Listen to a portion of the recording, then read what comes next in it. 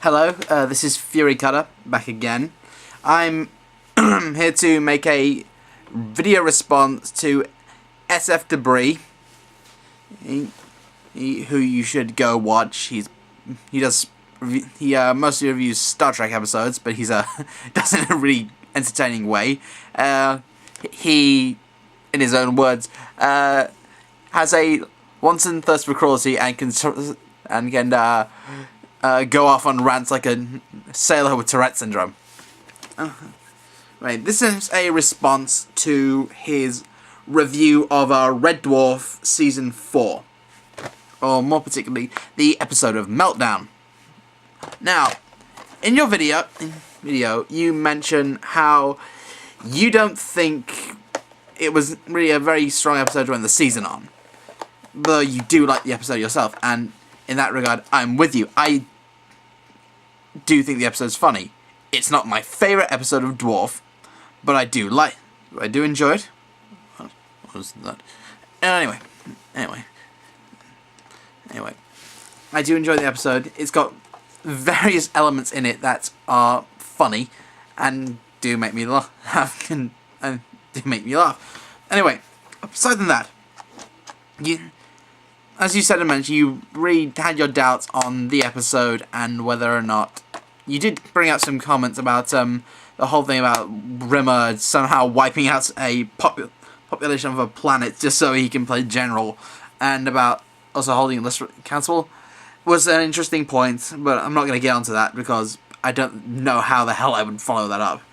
But like you said, you thought the episode wasn't a very strong one to end the series on. But I think something that needs to be taken into account is the fact that Meltdown itself was never supposed to be the final episode of Series 4. I have here with me the DVD of the 4th season. I have all the series of Red Dwarf on DVD. It's worth owning. It's a really, really good show. And part of the extras is, I don't know, is a behind-the-scenes documentary called Built to Last. I'm sure you know this. I'm sure you have the DVDs. And in it, they do talk about Meltdown. As I said before, Meltdown itself was moved to the end of the run. The reason that happened is because at the time that the first Gulf War was going on. Why that would affect an episode of a television sci-fi comedy, I have no idea.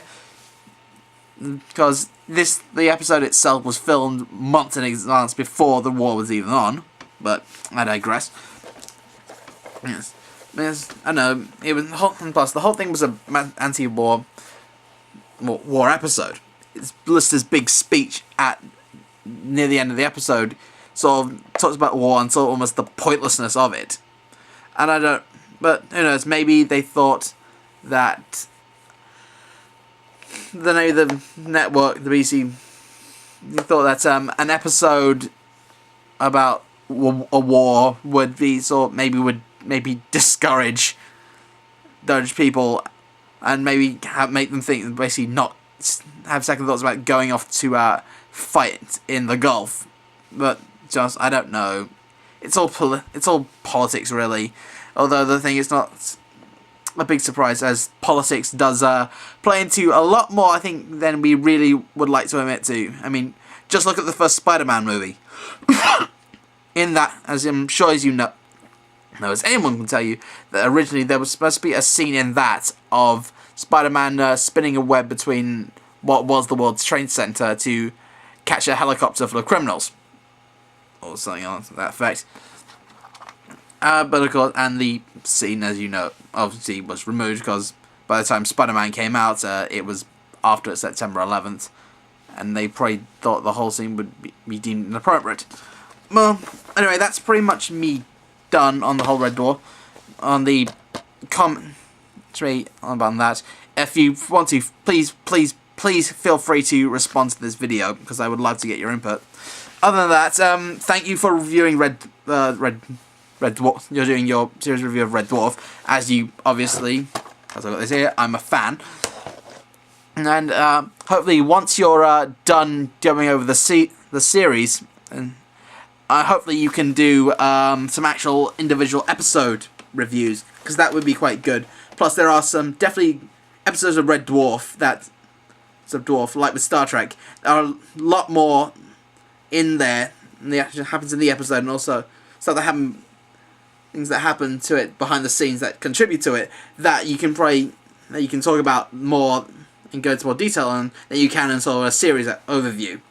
But I can't force you into it, though it would be nice. There are definitely really, really good episodes of Dwarf. I'm sure you could talk at length there. Not just like, well, obviously Meltdown. You've got, I think Camille is also an interesting one you could talk about. You've also got others like Queeg, Marooned, I suppose Last Day. Definitely, what else? Definitely Gunman of the Apocalypse, the episode that won an Emmy. And fan favourite, definitely my favourite episode, Back to Reality. Of course, I can't force you. Although, since you're talking about science fiction shows that are not American, maybe I'm sure you have seen or at least heard of the British sci-fi show Blake 7 that you might be interested in watching. I mean, I'm sure you'd be interested. It's definitely a show when it comes to science fiction and television, it's as anti-Star Trek as you can get. Well, anyway, I think that's me pretty much done. So I'm going to sign off. This is me, Fury Cutter, responding to you, SFDebris, or the opinionated Star Trek guy.